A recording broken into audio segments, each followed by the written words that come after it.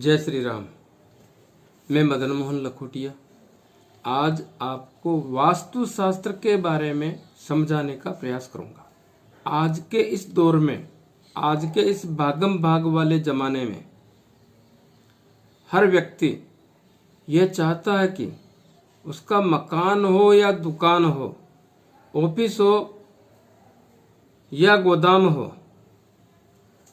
या कोई छोटा स्मॉल स्केल वाला फैक्ट्री हो या बड़ी इंडस्ट्रीज हो, हर व्यक्ति की ये कामना रहती है, ये लालसा रहती है कि उसका मकान या इंडस्ट्रीज वास्तु के अनुसार बने,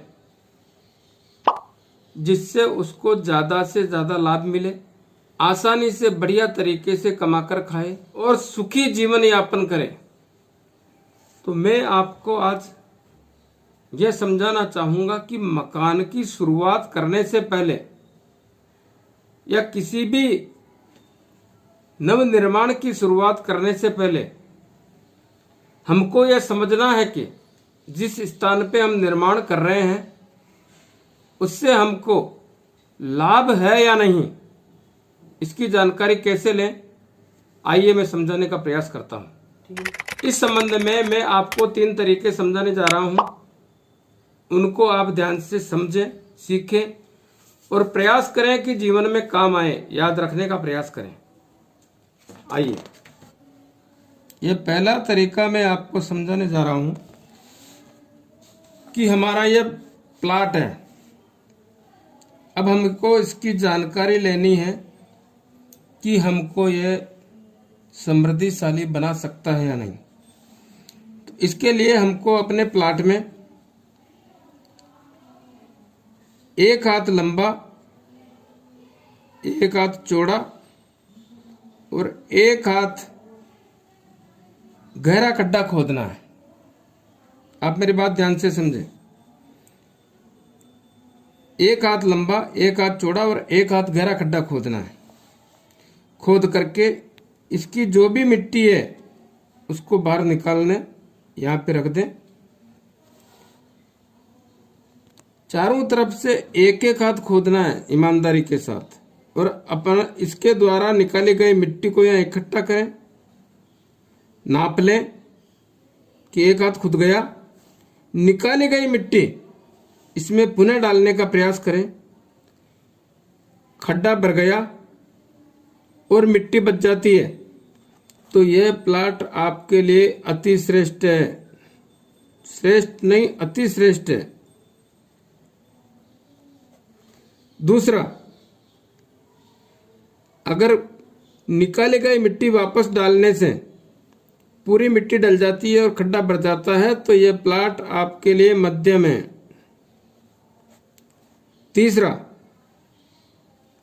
निकाली गई मिट्टी वापस पुनः डालने पर खड्डा भरने के बजाय थोड़ा खाली रह जाता है या मिट्टी कम पड़ जाती है तो ऐसा प्लाट आपके लिए अधम है, हानिकारक है। इस बात का ध्यान रखें। ये पहला। दूसरा तरीका, यह हमारा प्लाट है। इस प्लाट में 1 हाथ चौड़ा और 1 हाथ लंबा गड्ढा बनाना है। इस गड्ढे की मिट्टी बाहर निकाल देनी है और इस गड्ढे को पूर्व, पश्चिम, उत्तर, दक्षिण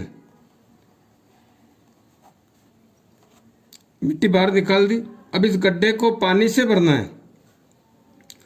पानी से भरने के बाद आपको 100 कदम, 101 कदम इस भरे हुए गड्ढे से उत्तर की ओर चलना है। उत्तर की ओर चलना है। तसल्ली से चल के, न भागना है, न धीमा चलना है, न तेज चलना है। जो हमारी गति है उसके अनुसार चलना है। 101 कदम चलने के बाद वापस जाकर के गड्ढे को देखना है। अगर आपका गड्ढा पानी से पूरा लबालब भरा हुआ है तो यह प्लाट आपके लिए सुख संपत्ति और बहुत वैभवशाली है। सुख संपत्ति और वैभवशाली। अगर यह गड्ढा आधा या आधे से कम पानी रहता है तो आपको यह मानकर चलना चाहिए कि यह प्लाट हमारे लिए मध्यम है। तीसरा, अगर पानी बहुत कम बचता है तो यह मान के चलना चाहिए कि यह प्लाट हमारे लिए हानिकारक है। तीसरा उपाय, तीसरा परीक्षण ध्यान से देखें, साथ ही समझने का प्रयास करें। यह तीसरा तरीका है,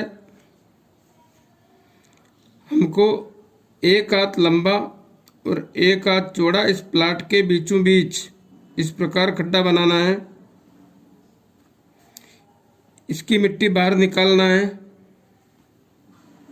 इसको पानी से भर देना है। संध्या काल में करना है यह सब, पानी से भरना। संध्या काल में, संध्या काल का मतलब है सूर्य अस्त होने के समय। संध्या काल में शाम को सूर्य अस्त होने के साथ, सूर्य अस्त होने के साथ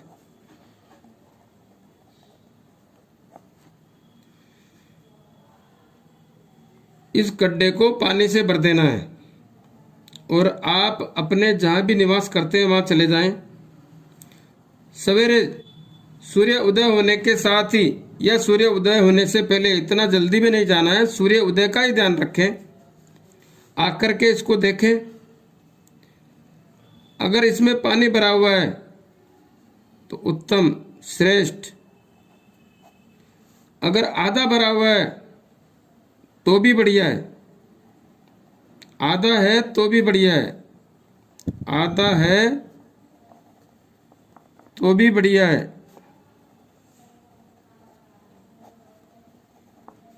अगर इस गड्ढे में कीचड़ हो गया है, कीचड़ हो गया है तो मध्यम है। और इस गड्ढे में पानी सोख लिया गड्ढे ने और इसमें दरारें आ गई है इस तरीके से, तो यह बहुत हानिकारक है, बहुत हानिकारक है। इस प्रकार इन तीनों प्रयोगों का बहुत बड़ा महत्व है। जीवन में कभी भी किसी भी प्रकार का काम पड़े तो इस प्रकार आप अपने प्लाट की, अपने जमीन की परीक्षण करके स्वयं आकलन कर सकते हैं कि हम किधर जा रहे हैं, सुखी होने जा रहे हैं या कहीं न कहीं हानिकारक कदम उठा रहे हैं। जीवन में बहुत बड़ी ज्ञान की बात है, बहुत बड़ी उपलब्धि की ओर संकेत दे रहा हूं मैं आपको कि अपना परीक्षण स्वयं करें। इस प्रकार मैंने आपको वास्तुशास्त्र का पहला अध्याय से तात्पर्य है कि शुरुआत कहां से करें, तो पहला अध्याय समझाने का प्रयास किया है। इस बात को आप अपना करके देखें, जीवन में बहुत काम आएगी। इसी के साथ ही मैं आप सबसे सानुरोध निवेदन करना चाहूंगा कि मेरे चैनल को सब्सक्राइब करें, मेरे वीडियो को लाइक करें, फॉरवर्ड करें। धन्यवाद।